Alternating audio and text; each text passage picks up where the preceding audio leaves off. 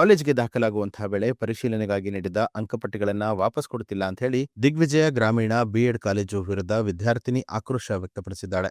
ತುರುವೇಕೆರೆ ತಾಲೂಕಿನ ಹಡವನಹಳ್ಳಿಯಲ್ಲಿರುವಂತಹ ದಿಗ್ವಿಜಯ ಗ್ರಾಮೀಣ ಶಿಕ್ಷಣ ಸಂಸ್ಥೆಯ ವಿದ್ಯಾರ್ಥಿನಿ ಭಾರತಿ ಕೆಜಿ ಬಿಎಡ್ ಪ್ರವೇಶದ ವೇಳೆಯಲ್ಲಿ ಎಸ್ಎಸ್ಎಲ್ಸಿ ಸೇರಿದಂತೆ ಪದವಿ ಪ್ರಮಾಣ ಪತ್ರಗಳನ್ನು ಕಾಲೇಜು ಆಡಳಿತ ಮಂಡಳಿಗೆ ನೀಡಿದ್ದಾಳೆ. ಆದರೆ ಕಾಲೇಜು ಮೊಟಕುಗೊಳಿಸಿದ ಬಳಿಕ ಕಾಲೇಜು ಆಡಳಿತ ಮಂಡಳಿ ಅಂಕಪಟ್ಟಿಗಳನ್ನು ವಾಪಸ್ ಕೊಡುತ್ತಿಲ್ಲ ಅಂತ ಹೇಳಿ ವಿದ್ಯಾರ್ಥಿನಿ ಆರೋಪಿಸಿದ್ದಾಳೆ. ಈ ಕುರಿತು ಕಾಲೇಜು ಮಂಡಳಿ ನಿಂದಿಸಿ ಅಪಮಾನ ಮಾಡಿರುವುದಾಗಿ ವಿದ್ಯಾರ್ಥಿನಿ ವಿದ್ಯಾರ್ಥಿನಿ ಆರೋಪಿಸಿದ್ದು, ಈ ಬಗ್ಗೆ ಕಾಲೇಜು ಆಡಳಿತ ಮಂಡಳಿ ವಿರುದ್ಧ ವಿದ್ಯಾರ್ಥಿನಿ ಪೊಲೀಸ್ ಠಾಣೆಯ ಮೆಟ್ಟಿಲಿರುತ್ತಾಳೆ. ಅಂಕಪಟ್ಟಿಗಳನ್ನು ವಾಪಸ್ ಕೊಡುವಂತೆ ಆಗ್ರಹಿಸಿದ್ದಾಳೆ. ನನ್ನ ಹೆಸರು ಭಾರತಿ ಕೆಜಿ ಅಂತ. ಇವ್ರು ನಮ್ಮ ತಂದೆ ಗೋವಿಂದಪ್ಪ ಅಂತ ಹೇಳ್ಬಿಟ್ಟು ನಾವು ಕೋನೆಗೌಡನಪಳ್ಳಿ ನೊಣವಿನಕೆರೆ ಹೋಗಿ ಕಿತ್ತೂರು ತಾಲೂಕಿನವರು. ಸರ್, ನಾವು 2020-21ನೇ ಸಾಲಿನಲ್ಲಿ ದಿಗ್ವಿಜಯ ಕಾಲೇಜ್ ಅಡವನಹಳ್ಳಿ ಗೇಟ್ ಈ ಒಂದು ಕಾಲೇಜಿನಲ್ಲಿ ನಾನು BEd ಪದವಿಗೆ ಅಂತ ದಾಖಲಾಗ್ತೀನಿ. ಸೊ ಆ ಟೈಮ್ನಲ್ಲಿ ನನಗೆ ದಾಖಲೆ ಪರಿಶೀಲನೆಗೆ ಅಂತ ಯೂನಿವರ್ಸಿಟಿಯವರು ನಮ್ಮನ್ನು ದಾಖಲೆಗೆ ಅಂತೇಳ್ಬಿಟ್ಟು ನಮ್ಮ ಒರಿಜಿನಲ್ ಮಾರ್ಕ್ಸ್ಗಳನ್ನ ಇಸ್ಕೊತಾರೆ. ಯಾವ್ಯಾವ ಅಂದರೆ SLC, PUC ಮತ್ತು BA ಇಷ್ಟು ಮಾರ್ಕ್ಸ್ಗಳನ್ನ ಒರಿಜಿನಲ್ ಮಾರ್ಕ್ಸ್ಗಳು ಇಸ್ಕೊಂಡಿರ್ತಾರೆ. ಅದೇ ಟೈಮ್ನಲ್ಲಿ ನೆಕ್ಸ್ಟು ಫಸ್ಟ್ ಸೆಮಿಸ್ಟರ್ ಎಕ್ಸಾಮ್ ವೇಳೆಗೆ ನಮ್ಮ ಹತ್ರ ಫೀಸನ್ನು ಕೂಡ ಕಟ್ಟಿಸ್ಕೊಂಡಿರ್ತಾರೆ.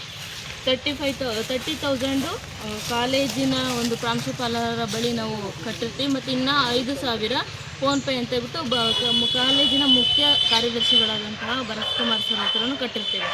ಸೊ ಇದಾದ ಮೇಲೆ ಸರ್ ನನಗೆ ಎಕ್ಸಾಮು ಕೂಡ ಪಾಸಾಗುತ್ತೆ. ಅದಾದಮೇಲೆ ನನಗೆ ಆರೋಗ್ಯದ ಸಮಸ್ಯೆಯಿಂದಾಗಿ ನಾನು ಕಾಲೇಜಿಗೆ 2 ವರ್ಷಗಳ ಹೋಗೋದಕ್ಕಾಗೋದಿರಲ್ಲ. ಸೊ ಅದಾದಮೇಲೆ ನಾನು ಬಂದು ಕಾಲೇಜಿನ ಹತ್ರ ನನ್ನ BEd ಫಸ್ಟ್ ಸೆಮ್ ಮಾರ್ಕ್ಸ್ಗಳನ್ನು ಮತ್ತು ನನ್ನ ಈಗ ಇದಕ್ಕೂ ಮುಂಚೆ ಮೂಲ ಅಂಕಪಟ್ಟಿಗಳನ್ನ ಏನು ಕೊಟ್ಟಿರ್ತೀನಿ ಅವನ್ನ ಹಿಂಪಡೆಯೋದಕ್ಕೆ ಅಂತ ನಾನು ಕೇಳ್ತೀನಿ.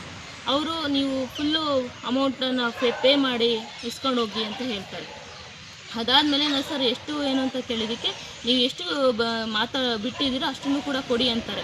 ಸರ್, ನನಗೆ ಈಗ ನಾನು ಪೇ ಮಾಡ್ತೀನಿ, ನನಗೆ ಎಕ್ಸಾಮ್ ಕೊಡಿ ಅಂತ ನಾನು ಕೇಳ್ತೀನಿ.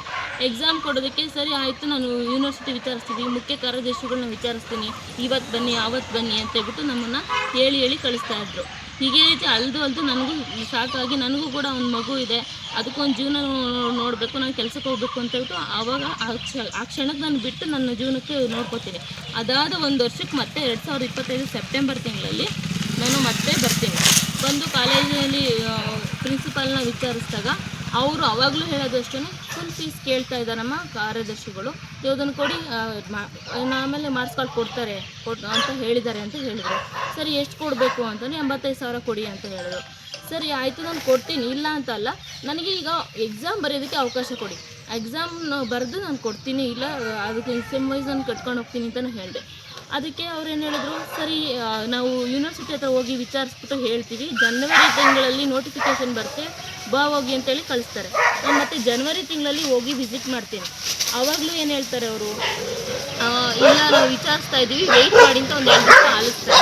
ಈ ಜನವರಿ ತಿಂಗಳಲ್ಲಿ ನಾನು ಮತ್ತೆ ಕಾಲೇಜ್ಗೆ ಭೇಟಿ ಮಾಡಿದಾಗ ಅವ್ರು ಹೇಳೋದು, ನಿಮಗೆ ಎಕ್ಸಾಮು ಇವಾಗ ಕಟ್ಟೋದಕ್ಕೆ ಅವಕಾಶ ಇಲ್ಲಮ್ಮ, ನಿಮಗೆ ಈ ಎಕ್ಸಾಮೇ ಇಲ್ಲ, BEdಗೆ ನೀವು ಮತ್ತೆ ಜಾಯ್ನ್ ಆಗೋಕ್ಕಾಗೋದೇ ಇಲ್ಲ ಅಂತೇಳಿ ಹೇಳ್ತಾರೆ. ಸರಿ, ಹಾಗಾದರೆ ನಾನು ಮಾರ್ಕ್ಸ್ ಕಾರ್ಡ್ ಕೊಡಿ, ನಾನು ಬೇರೆ ಕಡೆ ಎಲ್ಲ ನನ್ನ ಮುಂದಿನ ವೃತ್ತಿ ಜೀವನಕ್ಕೆ ಬೇಕಾಗುತ್ತೆ, ನಮ್ಮ ಹತ್ರ ಇಸ್ಕೊಂಡ್ರೆ ಒರಿಜಿನಲ್ ಮಾರ್ಕ್ಸ್ ಕಾರ್ಡು ಮತ್ತು BEd first semester marks card ಮತ್ತು ನನ್ನ TC ಕೊಡಿ ಅಂತ ಹೇಳ್ಬಿಟ್ಟು ನಾನು ರಿಕ್ವೆಸ್ಟ್ ಮಾಡ್ಕೊತೀನಿ. ಅದಾದಮೇಲೆ ಅವ್ರು ಏನು ಮಾಡ್ತಾರೆ, ಸರಿ ನಾವು ಈಗ ನೋಡ್ತೀವಿ ಅಂತ ಹೇಳ್ಬಿಟ್ಟು ಕಾಲೇಜಲ್ಲಿ ಮುಖ್ಯ ಕಾರ್ಯದರ್ಶಿಗಳ ಕಡೆಯಿಂದ ನಾವು ನೋಡಿಸ್ತಾರೆ. ಅಲ್ಲಿ ನೋಡಿದ್ರೆ ಮಾರ್ಕ್ಸ್ ಕಾರ್ಡೇ ಇಲ್ಲ ನಮ್ಮ ಹತ್ರ ಅಂತ ಹೇಳ್ಬಿಟ್ಟು ಹೇಳ್ತಾರೆ. 40,000 ಬೇಡಿಕೆನ ಇಟ್ಟು ಅದನ್ನು ಕೊಟ್ಟರೆ ನಾವು ದುಡ್ಡು ಕೊಡ್ತೀವಿ, ಏನೋ ಮಾರ್ಕ್ಸ್ ಕಾರ್ಡ್ ಕೊಡ್ತೀವಿ ಅಂತ ಹೇಳ್ತಿದ್ದಾರೆ ಅಂತ ಹೇಳಿದ್ರು. ಅದಾದಮೇಲೆ ನನಗೆ ಎಕ್ಸಾಮೇ ಕೊಡೋಕ್ಕಾಗಲ್ಲ, ಅವಕಾಶನೇ ಇಲ್ಲ ಅಂತಂದಾಗ ಯಾಕೋ ನಾನು ಎಜುಕೇಟೆಡ್ ಆಗಿ ನನಗೂ ಗೊತ್ತಿರುತ್ತೆ, ಸ್ವಲ್ಪ ನಾನು ರೂಲ್ಸ್ ಗೊತ್ತಿರುತ್ತೆ. ನಾನು ಯೂನಿವರ್ಸಿಟಿಗೆ ಹೋಗಿ ಭೇಟಿ ಮಾಡಿ, ಸರ್ ನನಗೆ ಈ ಥರ ಸಮಸ್ಯೆ ಆಗಿದೆ ಅಂತ ಯೂನಿವರ್ಸಿಟಿಯವ್ರನ್ನ ನಾನು ಕಾಂಟ್ಯಾಕ್ಟ್ ಮಾಡ್ತೀನಿ. ಅವ್ರು ನನಗೆ ಮಾರ್ಕ್ಸ್ ಹೇಳ್ತಾರೆ, ನಿಮ್ಮ marks card BEd marks card number ಕೂಡ ನನಗೆ ಬರ್ಕೊಡ್ತಾರೆ. ಮತ್ತು ನಿಮ್ಗೊಂದು ಆಪ್ಷನ್ ಇದೆ, ಏನು, ಈಗ ಫಸ್ಟ್ ಸೆಮ್ದು ನಿಮ್ಮ ಮಾರ್ಕ್ಸ್ ಕಾರ್ಡ್ ಏನಿದೆ ಒರಿಜಿನಲ್ ಮಾರ್ಕ್ಸ್ ಕಾರ್ಡ್ ತೊಗೊಂಬಂದು ಯೂನಿವರ್ಸಿಟಿ ಸಬ್ಮಿಟ್ ಮಾಡಿ ಕ್ಯಾನ್ಸಲೇಷನ್ ಮಾಡಿಕೊಂಡು ಮತ್ತೆ ರೀಜಾಯ್ನ್ ಆಗಬೇಕು. ಅದಕ್ಕೆ ಈ ಫೆಬ್ರವರಿ 28ಗೆ ಲಾಸ್ಟ್ ಡೇಟ್ ಅವ್ರಿಗಿದೆ, ಹೋಗಿ ಕಾಂಟ್ಯಾಕ್ಟ್ ಮಾಡಿ ಯಾಕೆ ಕೊಡಲ್ಲ ಅಂತಲೂ ಕೂಡ ಕೇಳ್ತಾರೆ. ಅದಾದಮೇಲೆ ನಾನು ಡಯಟ್ ಆಫೀಸ್ ಹತ್ರಕ್ಕೂ ಹೋಗಿ ಡಯಟ್ ಪ್ರಿನ್ಸಿಪಲ್ ಕೂಡ ಅವರು ಹೇಳ್ತಾರೆ. ಅವರು ಒಳ್ಳೆ ರೀತಿಯಲ್ಲೇ ಅವರಿಗೆ ಮುಖ್ಯ ಕಾರ್ಯದರ್ಶಿಗಳಾದ ಭರತ್ ಅವ್ರಿಗೂ ಕೂಡ ಫೋನ್ ಮಾಡಿ ಹೇಳ್ತಾರೆ. ಅದಾದಮೇಲೆ ಅವ್ರಿಗೆ ಆಯಿತು ನೋಡ್ತೀವಿ ಕೊಡ್ತೀವಿ ಇಲ್ಲ ಅಂತ ಹಿಂಗೆ ಹೇಳಿ ಕಳಿಸ್ತಾರೆ. ನಾನು ಫೋನ್ ರಿಸೀವ್ ಮಾಡಿ ಅಂದರೆ ಫೋನು ಕೂಡ ರಿಸೀವ್ ಮಾಡಿಲ್ಲ. ಅವ್ರು ಸರ್ ಹೇಳಿದರು ಈಕೆದು ಫೋನ್ ರಿಸೀವ್ ಮಾಡಿ ಅಂತ ಹೇಳಿದರು, ರಿಸೀವ್ ಕೂಡ ಮಾಡಲಿಲ್ಲ. ಅದಾದಮೇಲೆ ನಾನು ಪ್ರಾಂಶುಪಾಲರಿಗೆ ಮತ್ತೆ ಫೋನ್ ಮಾಡಿ ಮೇಡಮ್ ಕೊಡೋಕೆ ಹೇಳಿದಾರಲ್ಲ ಕೊಡಿ ಅಂತ ಹೇಳಿ, ಇಲ್ಲಮ್ಮ ಫುಲ್ ಫೀಸ್ ಕಟ್ಟೋವ್ರಿಗೂ ಕೊಡೋದಿಲ್ಲ ಅಂತ ಹೇಳ್ತಿದ್ದಾರೆ.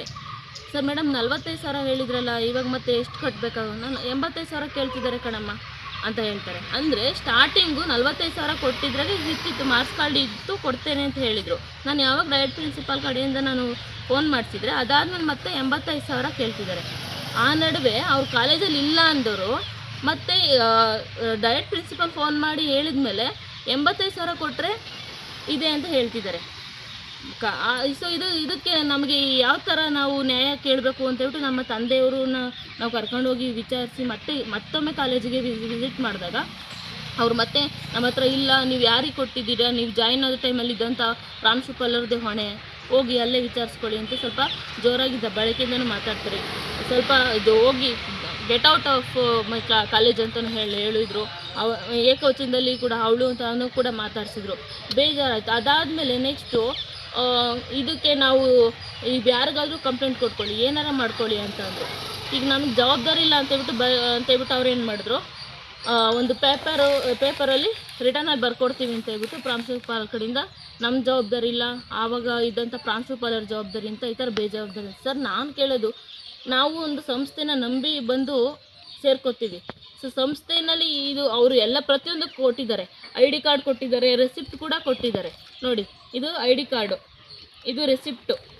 ಸೊ ಇಷ್ಟೆಲ್ಲ ಇದ್ದು ಕೂಡ ಅವ್ರೇನಂದ್ರೆ ಗೊತ್ತಾ ಸರ್, ನೀನು ಯಾರೋ ಗೊತ್ತೇ ಇಲ್ಲ ನನಗೆ, ನೀವು ಯಾರೋ ನನಗೆ ಗೊತ್ತೇ ಇಲ್ಲ, ಹೋಗಮ್ಮ ಏನು ಮಾಡ್ಕೋತೀಯ ಮಾಡ್ಕೊ, ನೀನು ನೋಡೇ ಇಲ್ಲ ಅಂತಾರೆ. ನಾನು ನೋಡೇ ಇಲ್ಲ ಅಂತ ಹೆಂಗೆ ಸರ್ ಹೇಳ್ತಾರೆ? ಅವರಿಗೆ ನಾನು ಪೇ ಮಾಡಿದ್ದೀನಿ. ಈವನ್ ಸೆಮಿಸ್ಟರಲ್ಲೂ ಕೂಡ ಆಲ್ ಟಿಕೆಟ್ 5,000 ಪೇ ಮಾಡೋವರೆಗೂ ಫೈನಲ್ ಕೊಡಲಿಲ್ಲ ನನಗೆ. ನಾನು ಹೇಳ್ತಾರೆ ಸರ್, ಸಂಸ್ಥೆಯಲ್ಲಿ ಫೀಸ್ನ ಇಸ್ಕೊಳ್ಳಿ, ಇಲ್ಲ ಅಂತಲ್ಲ. ನಾವು ಬಡ ಮಕ್ಕಳಿರ್ತೀವಿ, ಎಷ್ಟೋ ಜನ ನೊಂದಂಥ ಮಕ್ಕಳು ಇರ್ತಾರೆ, ಹಿಂಗೂ ಎಷ್ಟೋ ಜನ ಕೇಸ್ಗಳಾಗಿದ್ದಾವೆ, ನೊಂದಿರ್ತಾರೆ, ಅವರು ನಂಬಿ ಬಂದಿರ್ತಾರೆ, ಅವ್ರಿಗೆ ನ್ಯಾಯ ಸಿಕ್ಕಿಲ್ಲ. ಶಿಕ್ಷಣದ ಜೊತೆ ಈ ಥರ ಅವಹೇಳನಕಾರಿ ಘಟನೆಗಳು ನಡೆದರೆ ಯಾವ ಥರ ಇರ್ತಾರೆ? ನಾನು ಈ ಮುಖಾಂತರ ಮೀಡಿಯಾದಲ್ಲಿ ಕೇಳ್ಕೊಳ್ಳೋದಿಷ್ಟೇ, ನನ್ನಂತ ನೊಂದಿರೋ ಹೆಣ್ಮಕ್ಳು ತುಂಬ ಜನ ಇದ್ದಾರೆ. ಅವ್ರಿಗೆ ಶಿಕ್ಷಣ ವ್ಯವಸ್ಥೆಯಲ್ಲಿ ಎಷ್ಟೋ ಪ್ರಾಬ್ಲಮ್ಗಳಿದ್ದಾವೆ. ಅವ್ರಿಗೆ ಆಗಲಿ ನಮಗೆ ಆಗಲಿ ನನ್ನ ಒಂದು ಇದ್ರ ಮುಖಾಂತರ ನ್ಯಾಯ ಸಿಗಲಿ ಅನ್ನೋದು ನನ್ನ ಆಶಯ. ನನ್ನ ಮಾರ್ಕ್ಸ್ ಕಾರ್ಡು, ನನ್ನ ಇದು ಸರ್, ನಾನು ಕಷ್ಟಪಟ್ಟು ಓದಿದ್ದೀನಿ ಸರ್, ನಾನು ಡಿಸ್ಟಿಂಕ್ಷನ್ ಸ್ಟೂಡೆಂಟ್ ಸರ್. ಅಷ್ಟು ಕಷ್ಟಪಟ್ಟು ಓದಿ ಇವತ್ತು ನಾನು ಓದಿ ಕಷ್ಟಪಟ್ಟು ಮಾರ್ಕ್ಸ್ ಕಾರ್ಡ್ ತೆಗ್ದಿರೋ ಮಾರ್ಕ್ಸ್ ಕಾರ್ಡ್ನ ನನಗೆ ಕೊಡೋದಕ್ಕೆ ಇಷ್ಟು ಸತಾಯಿಸ್ತಾರಲ್ಲ ಸರ್. ನಾನು ಇವತ್ತು ಆಯಿತು ದುಡ್ಡು ಕೊಡ್ತೀನಿ ಕೊಡಿ ಅಂದರೆ ಇವಾಗ ಇಲ್ಲ ಅಂತ ಹೇಳ್ಬಿಟ್ಟು ಈಸಿಯಾಗಿ ಕೈ ಚೆಲ್ತಿದ್ದಾರೆ. ಇದು ಯಾವ ರೀತಿ ಸಿಸ್ಟಮ್ ನನಗೆ ಗೊತ್ತಿಲ್ಲ ಸರ್. ನಾನು ಕೇಳ್ಕೊಳ್ಳೋದಿಷ್ಟೇ, ನೊಂದು ಬಂದು ಹೆಣ್ಮಕ್ಳು ಇವತ್ತು ಹೆಣ್ಣು ಕಲಿತ್ರೆ ಒಂದು ಶಾಲೆ ತೆರೆದಂತೆ ಅಂತ ಹೇಳ್ತಾರೆ. ಹೆಣ್ಮಕ್ಳು ಕಲಿಯೋಕ್ಕೆ ಒಂದು ಜಾಗನೇ ಇರೋದು ದೇವಾಲಯ, ಶಿಕ್ಷಣ ವ್ಯವಸ್ಥೆ, ಶಿಕ್ಷಣ ಸಂಸ್ಥೆಗಳು. ಇಂಥ ಶಿಕ್ಷಣ ಸಂಸ್ಥೆಗಳಲ್ಲಿ ನಮಗೆ ಸೆಕ್ಯೂರಿಟಿ ಜೊತೆಗೆ ಶಿಕ್ಷಣ ಕೊಡೋದು ತುಂಬ ಇದು. ಅಂಥ ಜಾಗದಲ್ಲಿ ನಮಗೆ ಈ ಥರ ಭಯ ಎದುರಿಸುವಂಥ ಕೆಲಸ ಮಾಡಿದಾಗ ನಾವು ಎಲ್ಲಿ ಹೋಗ್ಬೇಕು ಅಂತ ಗೊತ್ತಿಲ್ಲ ಸರ್. ಈ ಮೂಲಕ ಕೇಳ್ಕೊಳ್ಳೋದಿಷ್ಟೇ, ಎಷ್ಟೋ ಜನಕ್ಕೆ ಹೆಲ್ಪ್ ಆಗಲಿ, ಎಲ್ಲ ಹೆಣ್ಮಕ್ಳಾಗಿರ್ಬೋದು, ಯಾವುದೇ ಒಂದು ವಿದ್ಯಾರ್ಥಿಗಳಿಗೆ ನ್ಯಾಯ ಸಿಗಬೇಕು, ನನಗೂ ಇದ್ರ ಮುಖಾಂತರ ನ್ಯಾಯ ಸಿಗಬೇಕು ಅಂತ ನಾನು ನಿಮ್ಮಲ್ಲಿ ಸವಿನಯವಾಗಿ ಪ್ರಾರ್ಥನೆ ಮಾಡ್ಕೊತೀನಿ. ಇಷ್ಟೆಲ್ಲ ಆದಮೇಲೆ ಕಂಪ್ಲೇಂಟ್ ಕಂಪ್ಲೇಂಟ್ ಕೊಡೋದಕ್ಕೆ 3 ದಿವಸ ನಾವು ದಂಡೇಶ್ವರ ಪೊಲೀಸ್ ಠಾಣೆಗೂ ಕೂಡ ನಾವು ಬಂದಿದ್ವಿ. ನಾವು ಬಂದ ವೇಳೆಯಲ್ಲಿ ಸರ್ಗಳು, ಸಬ್ ಇನ್ಸ್ಪೆಕ್ಟರ್ ಅಥವಾ ಮುಖ್ಯ ನಿರೀಕ್ಷಕರು ಯಾರೂ ಇರಲಿಲ್ಲ. ಸೊ ಆದ್ರೂ ಇವತ್ತು 3ನೇ ದಿವಸ ಬಂದು ನಮ್ಮ ತಂದೆಯವರ ಜೊತೆ ಬಂದು ಕಂಪ್ಲೇಂಟು ಕೂಡ ಕೊಟ್ಟಿದ್ದೀವಿ. ನಾವು ಕಂಪ್ಲೇಂಟ್ ಬರೆದು ಕೊಟ್ಟಿದ್ವಿ, ಅದು ಇನ್ನೂ ಪ್ರೋಸೆಸ್ಸಲ್ಲಿದೆ ಸರ್. ಇದ್ರ ಮುಖಾಂತರನಾದ್ರು ನಮಗೆ ನ್ಯಾಯ ಸಿಗುತ್ತೆ, ನಾವು ಪೊಲೀಸ್ ಆಯುಕ್ತರಲ್ಲಿ ಅವ್ರ ಕಡೆಯಿಂದ ನಮಗೆ ನ್ಯಾಯ ಸಿಗುತ್ತೆ ಅನ್ನೋ ಒಂದು ನಮ್ಮ ನಿರೀಕ್ಷೆ ಇದೆ ಸರ್. ಇದು ನಾನು ನಂಬ್ತಾ ಇದ್ದೀನಿ, ಅವ್ರೂ ನಂಬಿದ್ದೀನಿ. ಅದೇ ರೀತಿ ಮೀಡಿಯಾದವರು ನಿಮ್ಮನ್ನು ಕೂಡ ನಾನು ನಂಬಿದ್ದೀನಿ ಸರ್. ಇದ್ರ ಮುಖಾಂತರ ನಮಗೆ ನ್ಯಾಯ ಕೊಡಿ ಅಂತ ನಾನು ಕೇಳ್ಕೊತೀನಿ. ನ್ಯೂಸ್ ಅಲರ್ಟ್, ನಿಮ್ಮಿಂದ ನಿಮಗಾಗಿ.